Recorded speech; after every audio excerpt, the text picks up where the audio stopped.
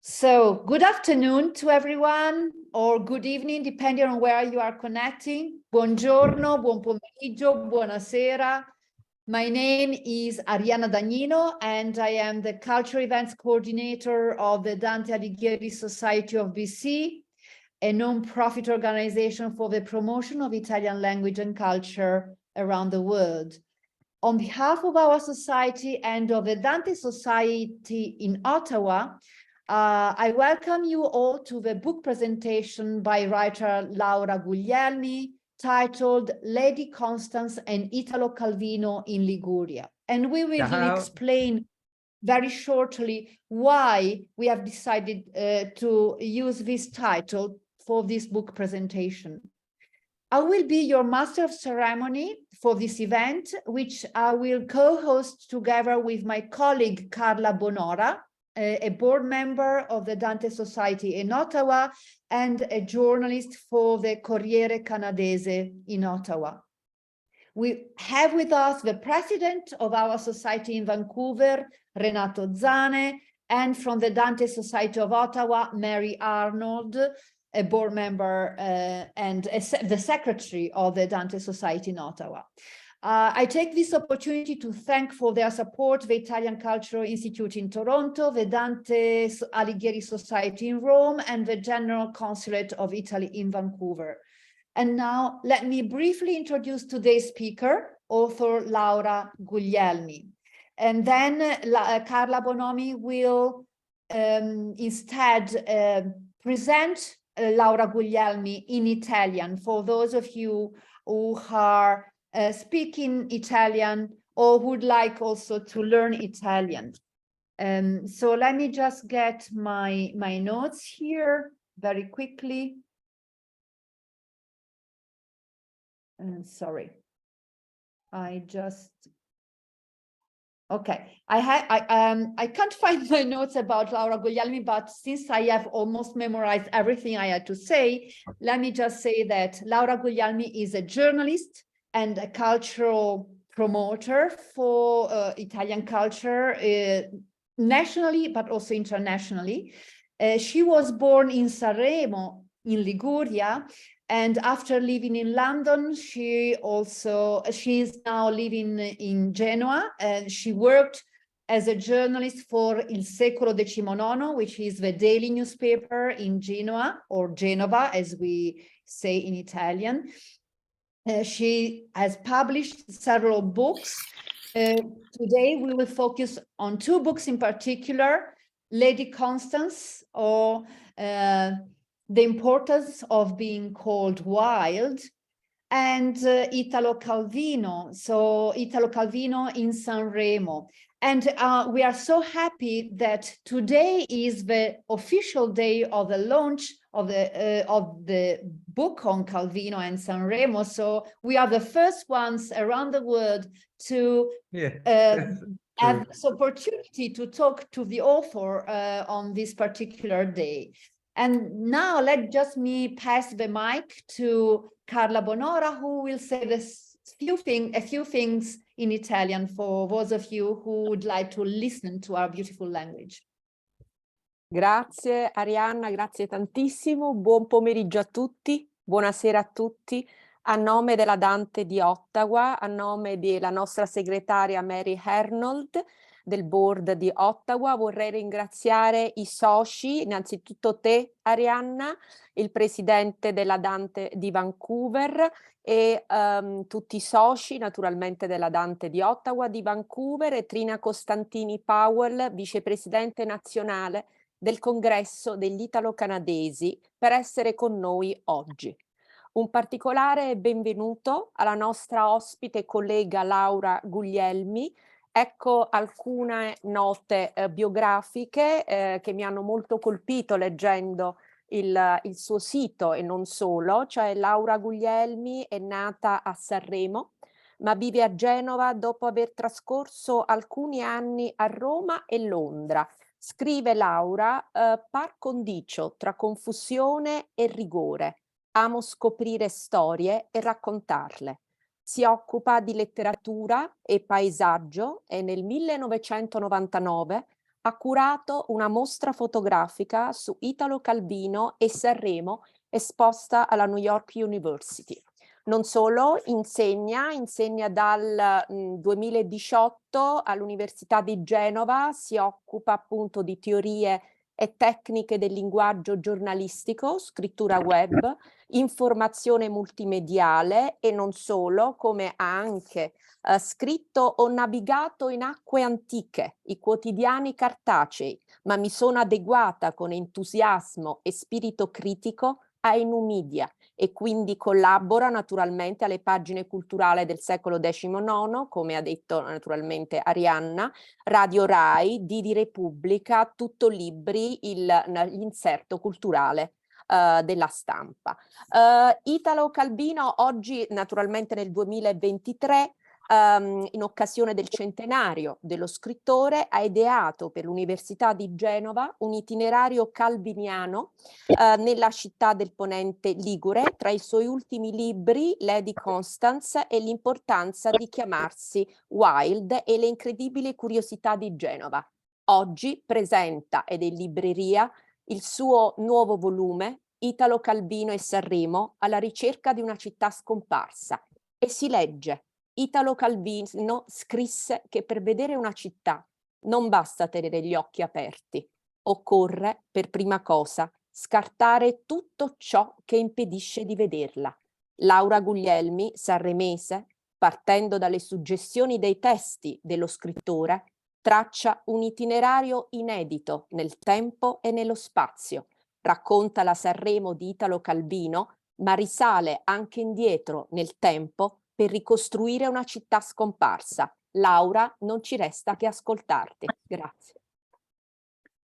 Thank you, everybody, for being here tonight, and thank you for you all that organized this meeting. I'm very happy to talk about Italo Calvino and the relationship with Sanremo, which is we share the same city, which is set next to the sea, near the border with France.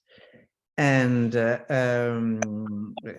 Calvino wrote a lot of books about set in that part of the Italian Riviera, which is the Baron on the Trees that everybody knows. I think most of foreign people or American and people knows the Baron in the Trees or the Invisible Cities. And for example, in an interview, he said, in an interview he released just before dying, he said, Sanremo keep on coming out in my mind always, and is even present in most of the invisible cities. This is something which is very strange, because nobody would think that that cities so theoretical, so abstract, were in reality influenced by the city where he grown up. Because as you know, he was born in America, exactly in Cuba. But when he was 2, the parents came back to Italy, and the father was from Sanremo, and they settled there and bought a Villa Meridiana, which became a institution for flowers and plants. And the mother and the father of Italo Calvino were both scientists.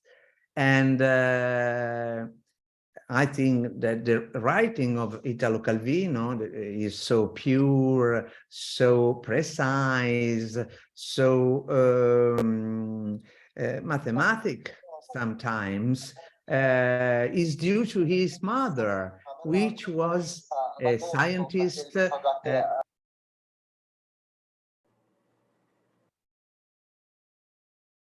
Please go ahead, Laura. Sorry, there was one talking.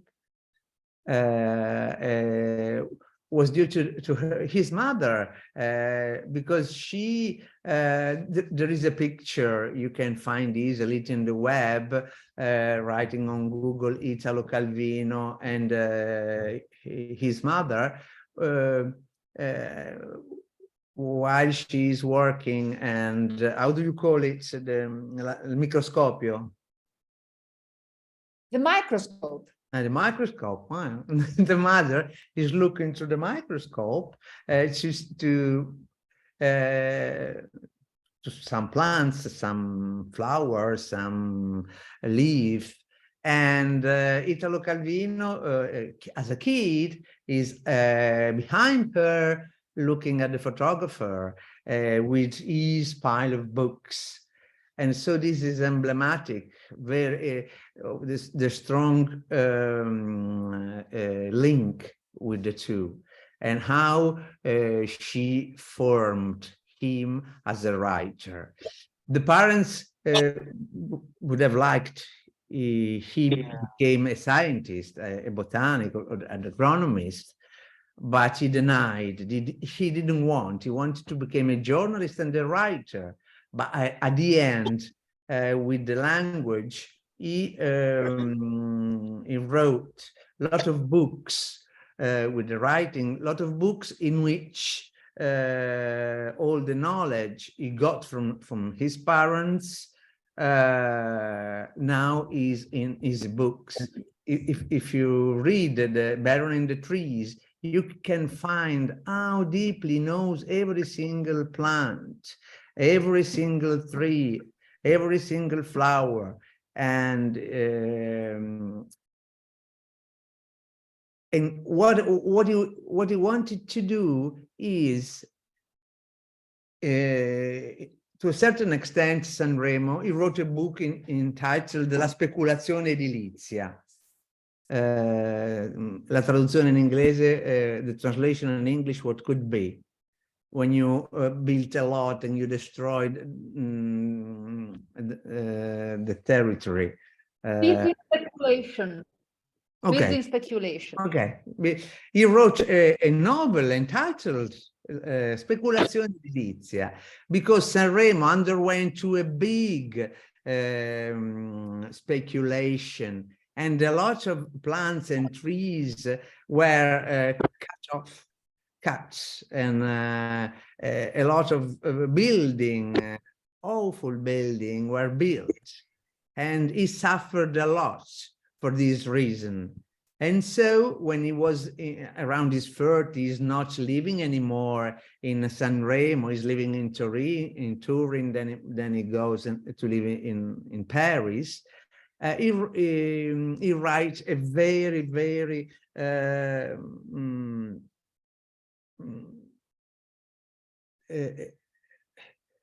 emotional short story, which is entitled La strada di San Giovanni, where he writes, I didn't do what my parents wanted me to do. So I didn't become a scientist, I didn't become an agronomist, but with literature, with my writing, I can now help to live again that landscape which has been lost, which is not there anymore. So this is a strong declarations, a strong, una forte desiderio. He desired to give life again to that landscape, and he did so through his writing. So if you read The Baron and the Trees, you can find how it was the landscape in Liguria around Sanremo when he was a kid, when in the 30s. And you can find out it was the city. Sanremo was at the end of the 19th century, was a city of the Riviera, where princes or intellectuals of all Europe went, because it was very nice. She was covered by plants, olive trees and lemon trees. It was a real paradise. And so when Calvino was a kid, it was just like at the end of the 19th century. The strong change happened after the Second World War. Some building had been destroyed by the bombing, and then when in the 60s Italy was becoming richer than before with the Industrial Revolution, a lot of tourists wanted to have the second house along the coast. People from Milan and from Turin wanted to buy houses across the sea, and so lots of building grew up as mushrooms.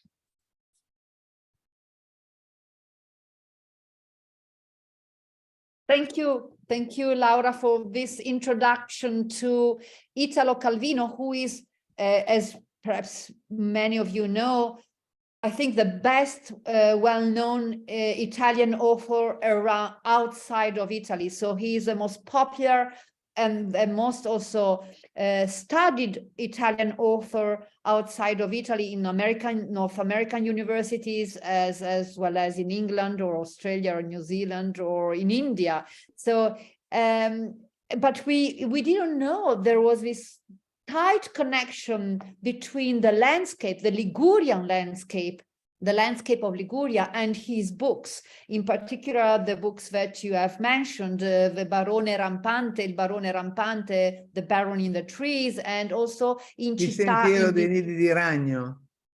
Il Sentiero dei Nidi di Ragno, so the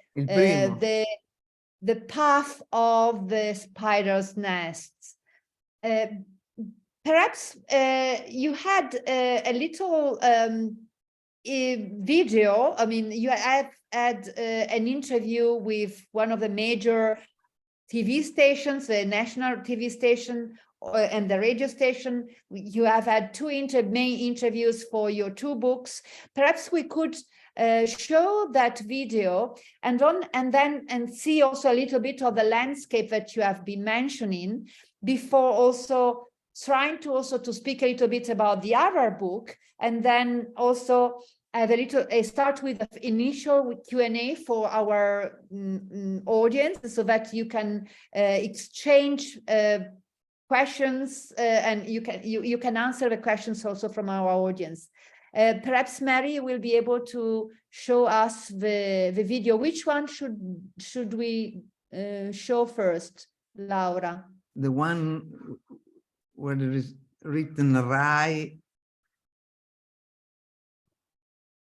Ok. So the RPR. Sì, ok, un attimo. Yes. Replay. RPR. RP replay. Mm-hmm.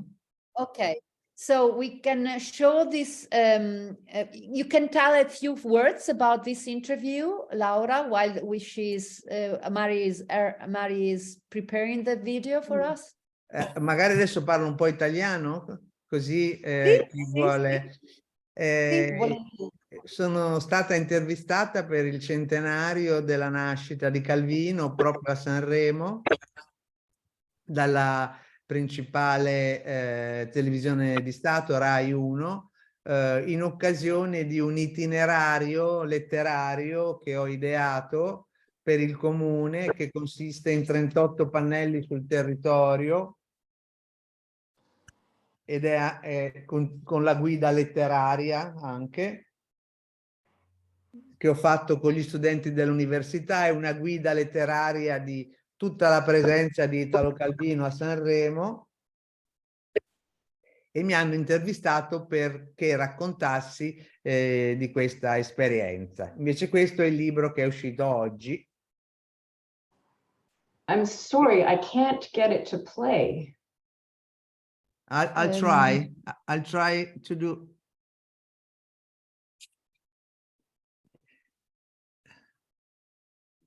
Or I can, if you want, I can try myself, as you prefer. I'll try to do it now. Because I have it there, so let me know if you need my help. Okay, I didn't feed her lunch, did you? Oh. Oh, Oh, sorry. Let's mute. Is it okay? See? Yes, let me see. This is the old Oddio, city of Sanremo, because Calvino preferred the old city. Also, if he was a middle class, his family was from middle class, and he lived in a beautiful villa with surrounded by tropical plants. He lived a lot the old city. Per arrivare fino in fondo al vicolo, i raggi del non sole devono vediamo. scendere diritti rasenti Laura, le pareti video. fredde, tenute discoste a forza d'arcate che traversano la Can't see. striscia di cielo azzurro carico. Prima Per arrivare vedevate? fino in fondo al vicolo, No, i abbiamo raggi mai del visto, sole devono solo scendere solo diritti sound. rasenti le pareti fredde, tenute Adesso? discoste a forza No, d'arcate che traversano la striscia. Semmai provo a farlo io se prova vuoi. tu. Ma prima c'ero riuscita, Arianna. no? No, No, non ci sei mai riuscita. Ah, scusa. Forse prova non so se vuoi provare adesso.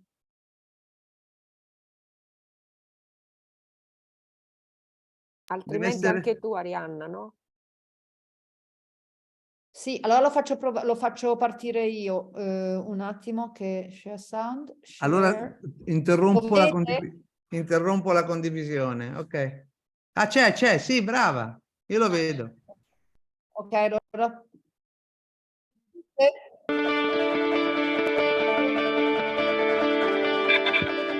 Per arrivare fino in fondo al vicolo, i raggi del sole devono scendere diritti rasenti le pareti fredde, tenute discoste a forza d'arcate che traversano la striscia di cielo azzurro carico. Scendono diritti i raggi del sole, giù per le finestre, messe qua e là in disordine sui muri, e cespi di basilico e di origano piantati dentro pentole davanzali, e sottovesti stese appese a corde, fin giù al selciato, fatto a gradini e a ciottoli, con una cunetta in mezzo per l'orina dei muli. Siamo nel cuore della città di Sanremo, nel quartiere Lapigno. Chi vuole veramente addentrarsi dentro la poetica di Italo Calvino non può che perdersi nei vicoli della Pigna, che si chiamano carruggi, contorti, con i passaggi coperti, aggrappata sul crinale. Da qui che viene la sua poetica, è questo che è importante. Il suo primo romanzo, Il sentiero dei nidi di ragno, parte con un bellissimo incipit che descrive i vicoli della Pigna. E la sua Sanremo, la sua Liguria parte dalla Pigna e va su verso le montagne.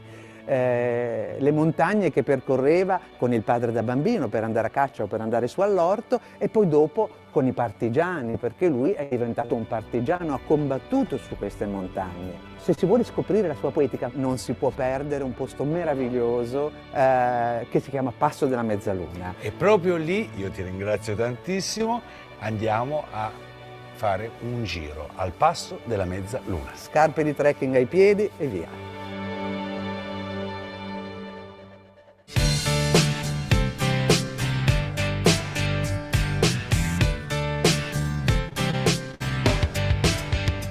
Parco regionale delle Alpi Liguri. Siamo sul Colle d'Oggia. Il cammino di oggi ci porterà fino al famosissimo passo della Mezzaluna.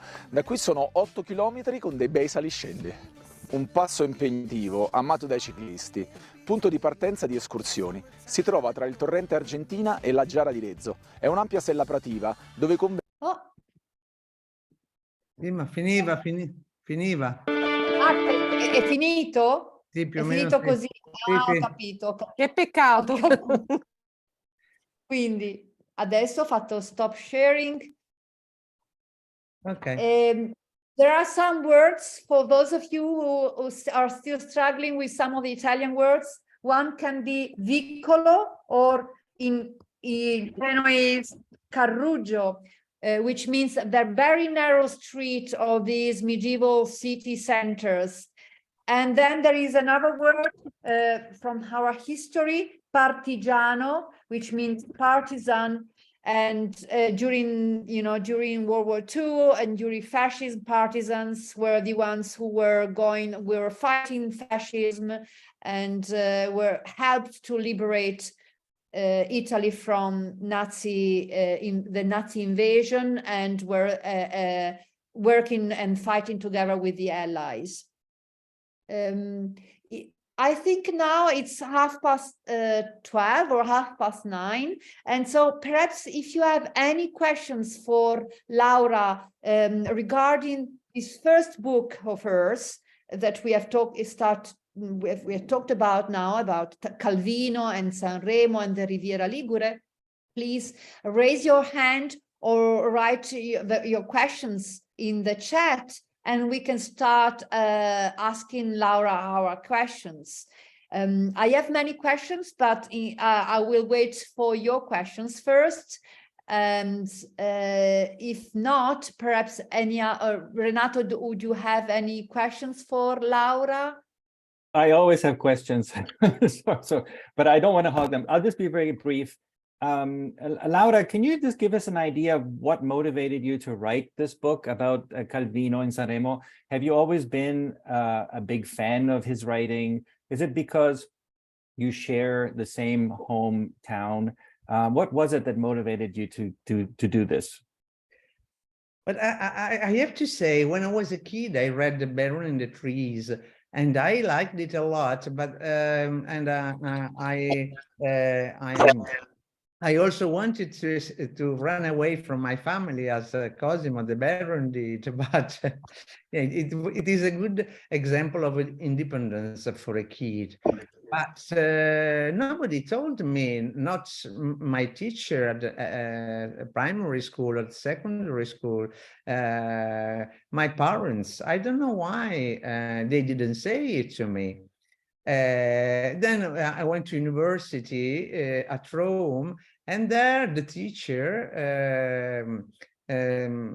told me, as you are from Sanremo, why don't you choose to make your little thesis just for the exam of Italian contemporary literature?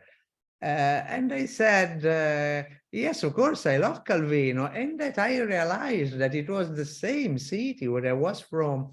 Probably when I was a kid, Sanremo was all my world. So I didn't realize that all the Calvino novel of the first period were set in that landscape.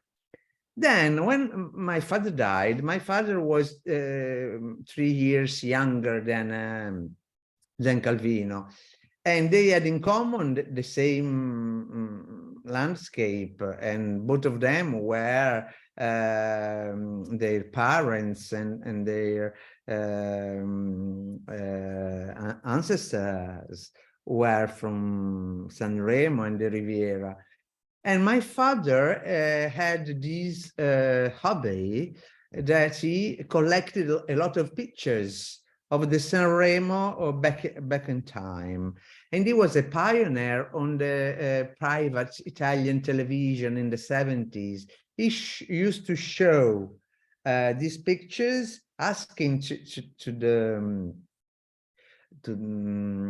spettatori, to the people who was watching at the telly, can you recognize this place as it was once? And people phoned, and so he was a pioneer. Then I make fun of him, as it happens when you are on your teens. You all these kind of things that parents do, you don't bother that much. And so, but he died when he was 68, so 66, and he was quite young.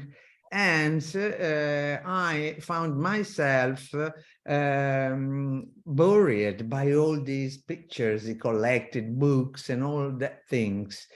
And then during my mother had to move in another flat, a smaller one, because he left her with a lot of debts when he died. And so she had to move.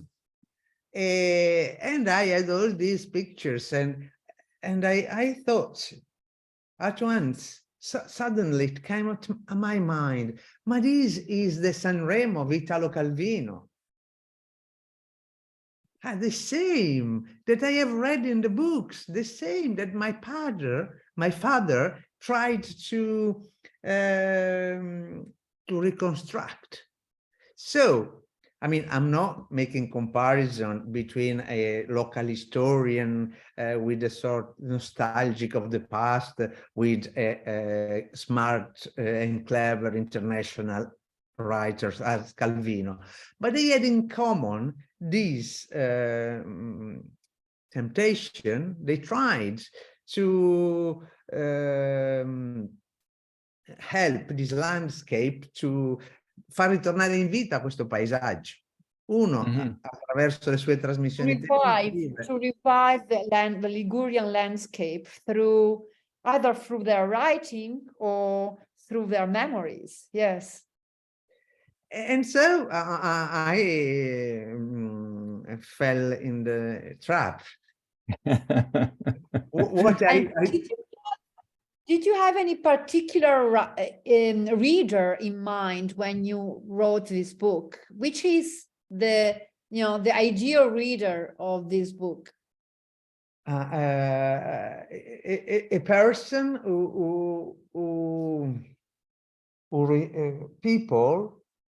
people which respect the nature, the environment, the animal, or at least to help people to think about that, to think how much we have been destroying the planet and how much we have been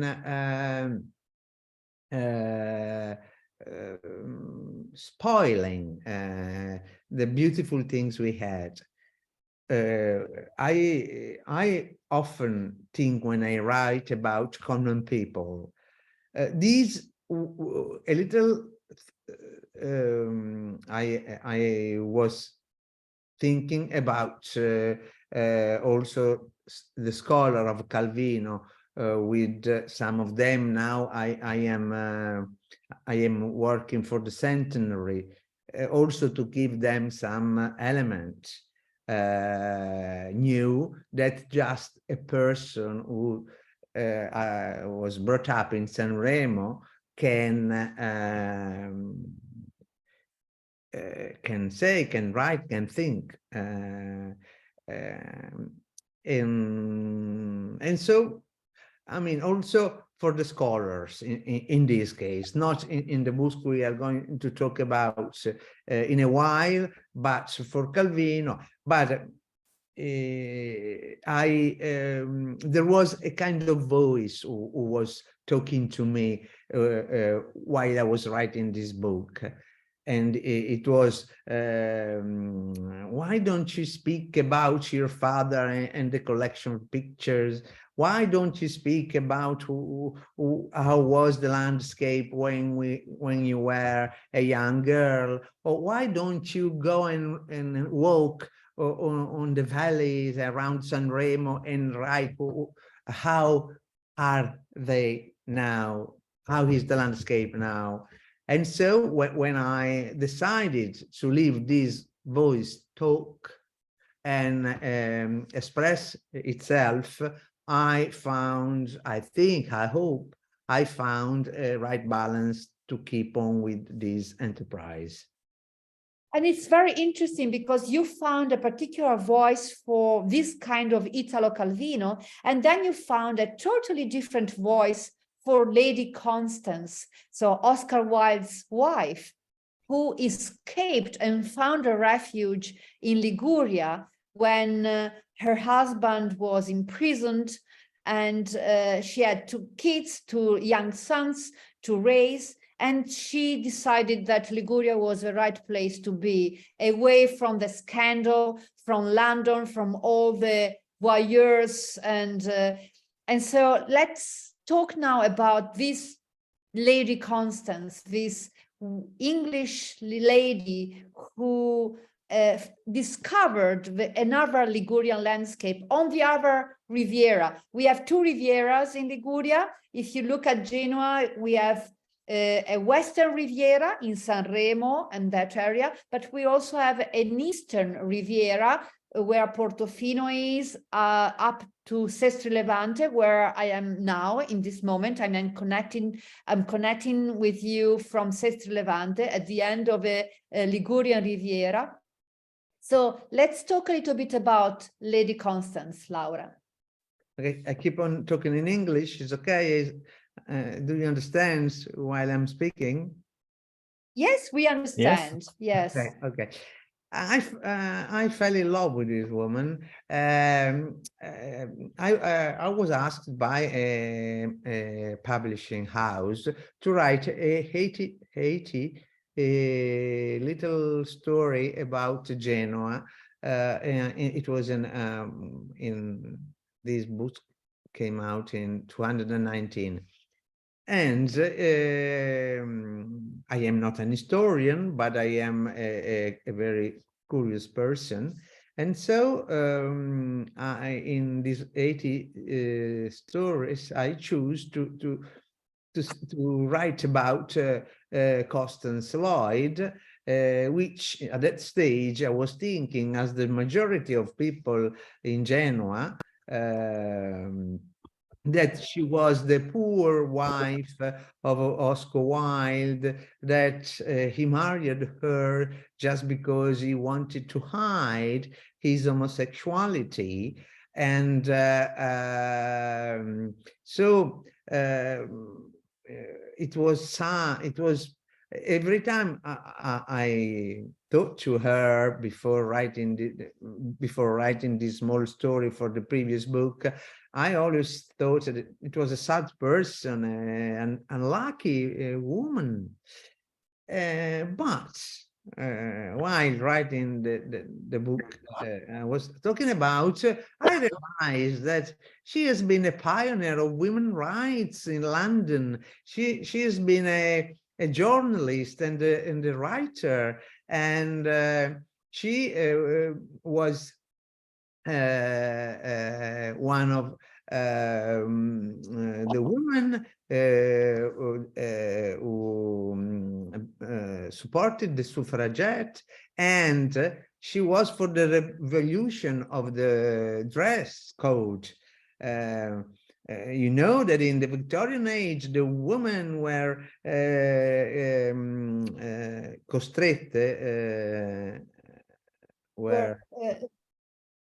they had to wear corsets, which really made them, breathe with difficulty even, and they were restrained within those kind of cages.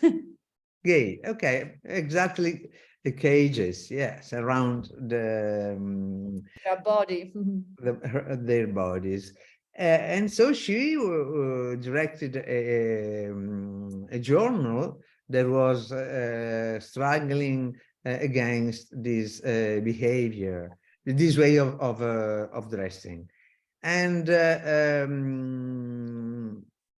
then Oscar Wilde hadn't written anything before meeting her, just some poems. he was a very known speaker. He had lectures and conferences all around in USA and in Ireland, in England, in Scotland, and he was paid a lot. He was very known, but he didn't write that much before meeting her. Then when they got married, 3 years after they got to know each other, he started to write Dorian Gray and the comedies. So I think that I can say, and also another biographer, British biographer, wrote that probably without her, he wouldn't have had the Constance to her name was Constance, to sit down and write. And writing is very tiring. And he liked a lot to go and eat and drink, enjoy with people, meeting people all over the places, but he didn't like to stay to sit down and write. But with marrying her, he fortunately succeeded in doing that, and they had 2 kids. And I was astonished as how Oscar was very keen on the kid. He used to play with them, and when they were going on holiday, he kept the kids all day long around the countryside or the beach, and he was a very great father. In fact, his sons have always been very fond of him, also after his death. And so nobody knew or knows that Oscar Wilde had a wife. But in fact he had 2 kids with her, and they fell in love because he had his first homosexual relationship when she was pregnant of the 2nd kid, and after that he couldn't anymore have make love with her. That is official, written in any biography. And so after the trial, she was obliged to run away from the country with the kids, because nobody wanted to have any more relationship with the wife or the kids of Oscar Wilde, and changed the surname in Holland. And Constance chose to get to Bogliasco, which is near Genoa, a beautiful small village, and invited by a friend of them, which was called Margaret Brooke. She was a princess, the princess of Borneo, of Sarawak in Borneo. And she moved there because her son, one of her sons, had some problem with his heel, with his lungs, and Italian Riviera was very good in that, very known in that period for the thesis and kind of illness. And so she fell in love with this landscape, and she was finally, when she after some very awful, terrible months, find finally a period of serenity in Liguria, which unfortunately, but not because of Oscar, was too short. Yes, thank you, Laura. And in that regard, I would like to read a short passage from Lady Constance's book, in which we have a glimpse of that particular landscape. And perhaps Carla will also provide, I will provide the English translation, and Carla will provide the Italian text. But first, let's have an English translation for those of you who don't speak Italian. Nervi, Bogliasco, Pieve Ligure, and Sori. These are all names of these little villages along the Riviera, the eastern side of the Ligurian Riviera. So Nervi, Bogliasco, Pieve Ligure, and Sori were immersed in luxuriant nature. I wrote down the names of the places I visited so that I wouldn't risk forgetting them. I love names because they are a reminder of the stories to be written. Living in a foreign language helped me to open new horizons.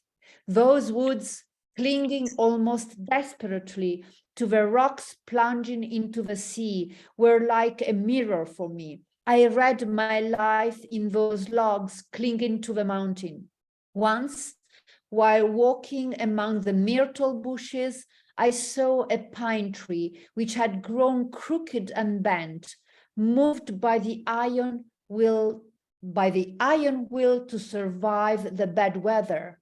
Its trunk was almost forming a right angle, and its thick foliage was growing horizontally, a hymn to life, whatever the cost. The olive trees were as twisted as the vines.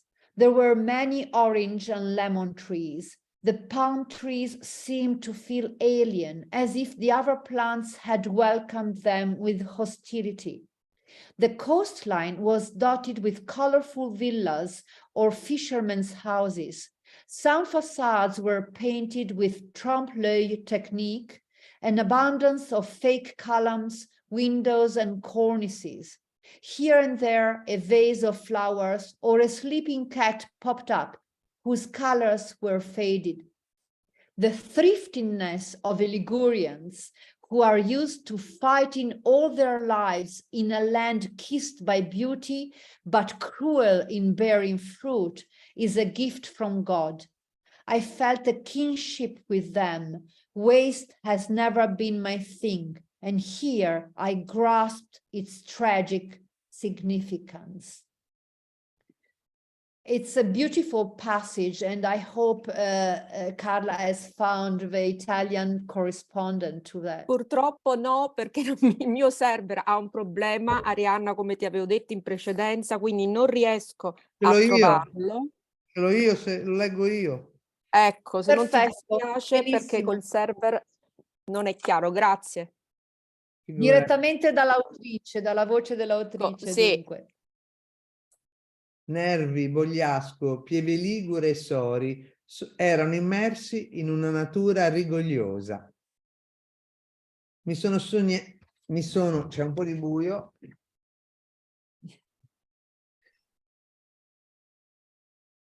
Mi sono segnata i nomi dei luoghi che visitavo per non rischiare di dimenticarli. Amo i nomi perché sono un promemoria per le storie da scrivere. Vivere immersa in una lingua straniera mi aiutava ad aprire nuovi orizzonti.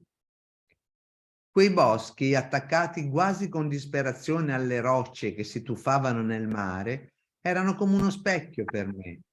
In quei tronchi aggrappati alle montagne leggevo la mia vita. Una volta, camminando tra i cespugli di mirto, intravidi un pino cresciuto storto e curvo, dalla ferrea volontà di sopravvivere alle intemperie. Il suo tronco formava quasi un angolo retto e la sua folta chioma cresceva orizzontale. Un inno alla vita, costi quel che costi. Gli ulivi erano contorti come le viti, tanti gli alberi d'arancio e di limone. Le palme sembravano sentirsi estranee, come se le altre piante le avessero accolte con ostilità. E qui c'è un riferimento a Italo Calvino che chiama le palme alberi inospitali del deserto. Lui preferiva gli alberi autoctoni. Continuo. La costa era punteggiata di ville o case di pescatori, tutte colorate. Alcune facciate erano dipinte con la tecnica del trompe-l'œil, un'abbondanza di colonne, finestre e cornicioni finti. Qua e là spuntava un vaso di fiori o un gatto appisolato, i cui colori si erano sbiaditi. La parsimonia dei Liguri, abituati a combattere tutta la vita in una terra baciata dalla bellezza, ma crudele nel dare i suoi frutti, è un dono di Dio. Li sentivo affini. Lo spreco non è mai stata la mia cifra e qui ne coglievo la valenza tragica. Grazie Laura, bellissimo.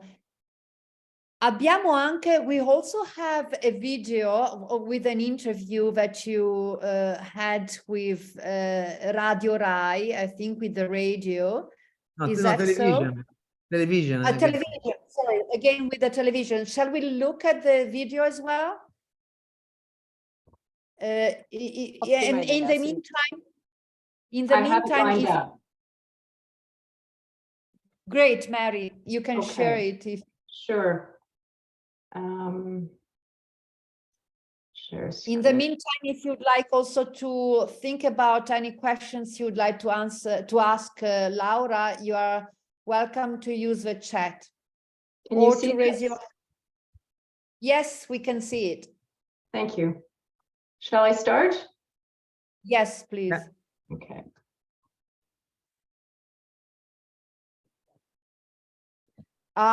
We can't hear it because once you share, you first have to also to click the sound before you share, remember. Stop sharing again, and when you share Okay. again. Sorry. Okay. Constance Lloyd. La sua tomba si trova a Genova nel cimitero monumentale di Staglieno. Now we can hear the sound. Yes. Oh, okay. Un attimo. She's buried in Genoa, in the monumental cemetery of Staglieno. Okay.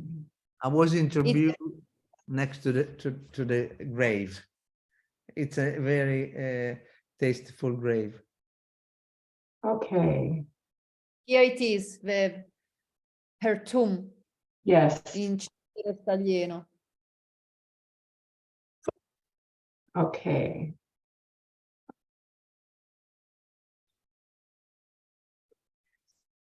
L'amore di una donna inglese per l'Italia, la biografia dimenticata di una scrittrice, viaggiatrice e pioniera dei diritti delle donne. L'opera di Oscar Wilde è ben nota, così come la sua fisionomia e il suo gusto ricercato. Pochi però conoscono sua moglie Constance Lloyd.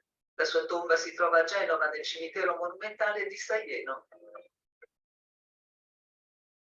Irlandese, madre dei suoi due figli Cyril e Vivian, è stata spesso liquidata come un ripiego e considerata una vittima. Niente di meno vero, spiega Laura Guglielmi, che ne ha seguito le tracce e ricostruito la storia. Lei l'ha scelto perché voleva quell'uomo risalito. La scrittrice sapeva che per vicino un uomo del tutto originale, quindi è stata una sua scelta e quindi non è stata una vittima, ecco, e glielo faccio dire a grandi lettere capitali nel mio libro. Primo incontro in un salotto di Dublino. Lei legge in italiano il quinto canto dell'inferno di Dante. Lui è colpito dalla sua voce e dalla pronuncia impeccabile. In comune hanno la passione per l'estetismo, la letteratura e naturalmente l'Italia. La loro casa londinese in Pine Street diventerà un crocevia di artisti e intellettuali. Lei, epoca vittoriana, si batte per la giustizia sociale e i diritti delle donne. Direi una rivista per la rivoluzione degli abiti, che le donne erano costrette a mettersi nel periodo vittoriano, ha fatto in modo che tutte le donne venissero elette nei council, nelle circoscrizioni. Quindi è stata molto battagliera, è andata da sola nella prima manifestazione dei pontuali, che si è tenuta nei docks londinesi. Dopo lo scandalo dei processi e la condanna di Oscar per sodomia, Constance lascia l'Inghilterra e con i figli cambia cognome e raggiunge l'amica Margaret Brooke nella sua villa di Pogliasco. Rimane straordinariamente colpita da questi paesaggi bellissimi. Poi c'erano tanti inglesi che di venire in Costa Azzurra o sulla riviera Ligure per svernare. Si è da poco stabilita a Villa Elvira quando a soli 39 anni muore di un intervento chirurgico. Per me è stato un lutto ritornare a Staglieno, perché per me lei era viva. Sì, è morta nel 1898, quindi 123 anni fa, però per me era viva. Appena uscito presso Morellini, Lady Constance Lloyd, Oscar Wilde è l'ultimo titolo di femminile singolare, la collana diretta da Sara Rattaro. Grazie Mary. Grazie. Si sentiva un po' a scatti. It was a little bit difficult to hear everything, but let's hope you got the gist of it. No, bellissimo. And you could have just a glimpse also of the landscape of those cliffs, just overlooking the Mediterranean, the beautiful blue waters of the Mediterranean. So do you have any questions for Laura? It's almost 1 p.m. So we are almost at the end of our event, and we would like to hear from you if you have any questions for her, for Laura. For example, Laura, if there are no questions, I have one for you. If you had to suggest kind of an itinerary, like a literary itinerary of the Ligurian Riviera, where for a Canadian tourist, a Canadian traveler, or a lover of Ligurian landscapes, where would you start and where would you end this kind of with literary itinerary? suggestions? With some literary suggestions, or just? Yes, perhaps a mix of, a mix of places and perhaps things to read together. Starting with your 2 books. I would advise to go to Lerici, a San Terenzo, where Mary Shelley, the writer of Frankenstein, lived for some months, and Percy Bysshe Shelley, her husband, died drowned in the sea in front of between Liguria and Tuscany. And I would advise to go to in Genoa. It was in the Middle Age, probably, if not the richest city, commercial city in the Western world, and there are a lot of writers who wrote about Genoa. Also Dante, Dickens, Melville, Henry James, Mark Twain. Mark Twain said something very funny. I don't know if it was ironic, probably it was ironic, because he said that the graves in Stagliero Cemetery, which is very, very good, good looking, I don't know how to say, it's very it's a monumental cemetery, and he said that all the statue that has been all sculptured at the end of the 19th century, he wrote that are much better than all that awful statue, Roman or Greek, all broken or all dirty, while the statue in Staglieno were very nice, and he was very Henry James wrote that the most beautiful women in the world are in Genoa, are set in Genoa, and so Genoa is something to come and know if you go to Liguria. Down to a touristic point of view, Monte di Portofino is a very beautiful place, as the five lands, as they say in English, le Cinque Terre. But it's there are too many people and not silence, and you have to approach the landscape with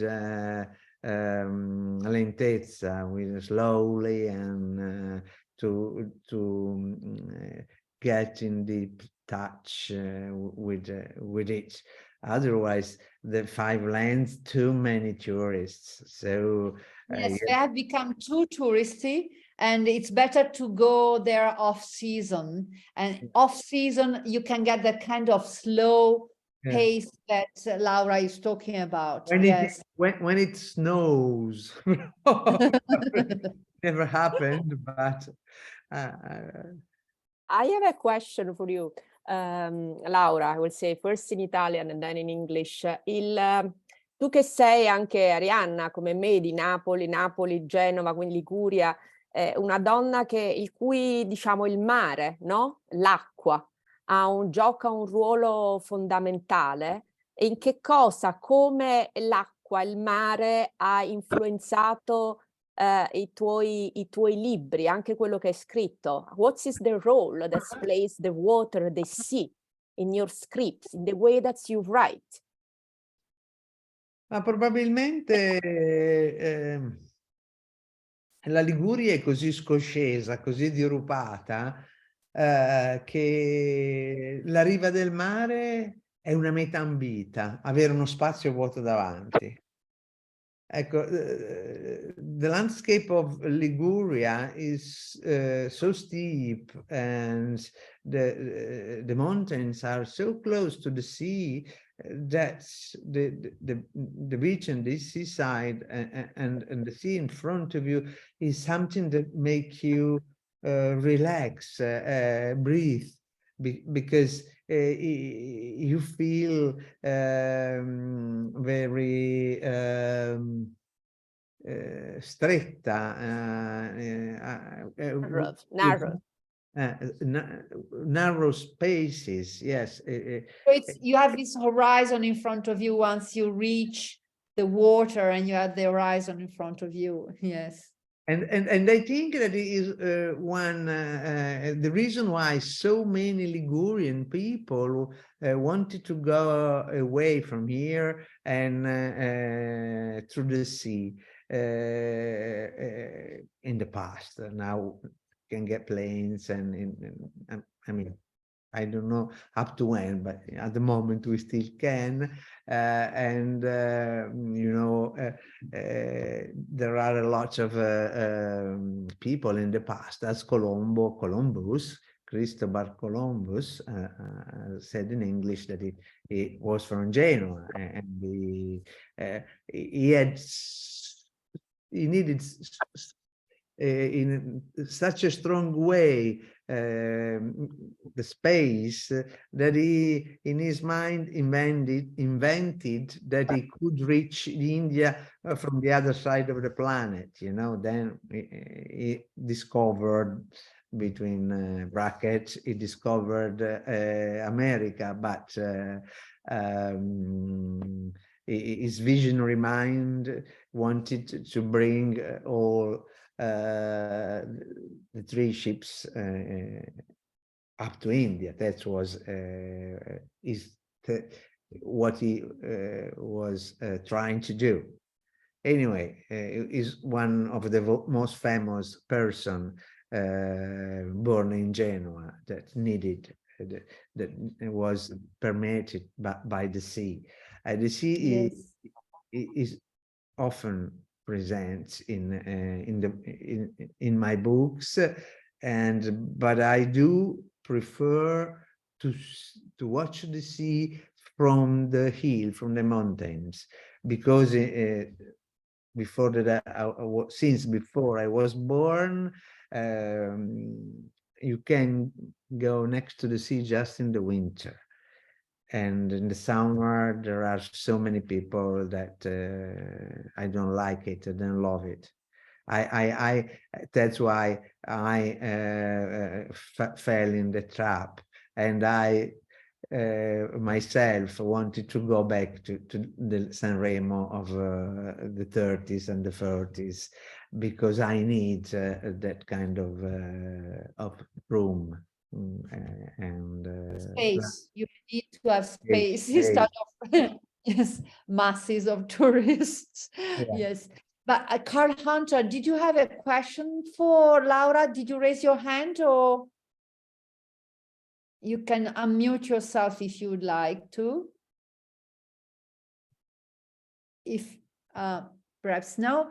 So since we are at the end of our event, I know Carla would like to say a few words, and then we have Renato Zane, who usually, our president, the president of the Dante Society in Vancouver, who usually says a few final words, a few comments before we end our events.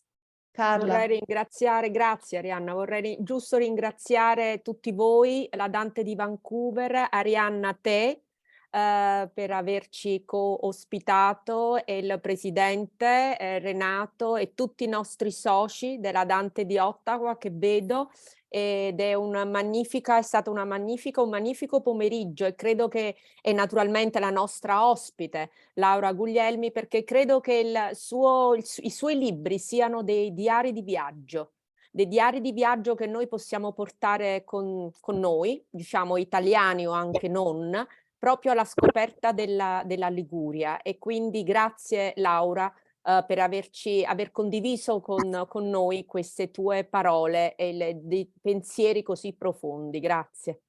Grazie a voi per avermi ospitato, per aver organizzato tutto così bene, e a voi che avete partecipato, per avermi ascoltato. Sono molto contenta, e così ho festeggiato con voi il primo giorno del fratellino di Constance in libreria. Grazie, sentiamo Renato allora. Beh, non posso fare altro che ripetere questo apprezzamento. Grazie molto Laura per questo diario di viaggio. For many of us, it's really, it's given us a sense of place through these two historical figures that you've written so well about. So we really appreciate understanding what Liguria is all about. Thank you so much to Mary and Carla, Arianna, for your excellent homework and the way that you present these events.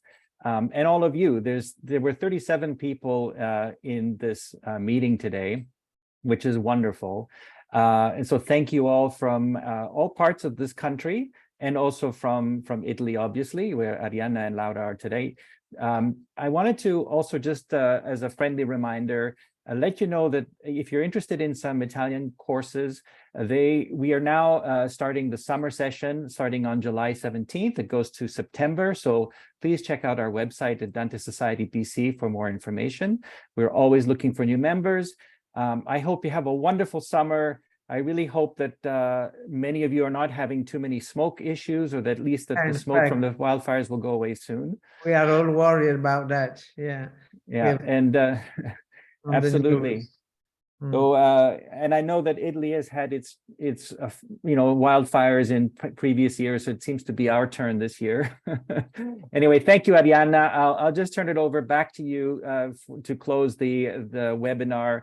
I hope to see you all soon at another event coming up. Grazie mille. Grazie a voi. Felice estate a tutti. Grazie, questo è l'ultimo evento della stagione. This is the last event for the season, and we'll see you again in September with a new season of events. So thanks for staying with us all along, and I wish you again also a beautiful summer, sunny and without smoke. Bye bye to everyone. Grazie, buona estate a tutti. Arrivederci.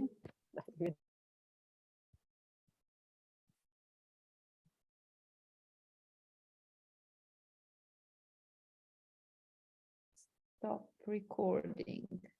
Where is it?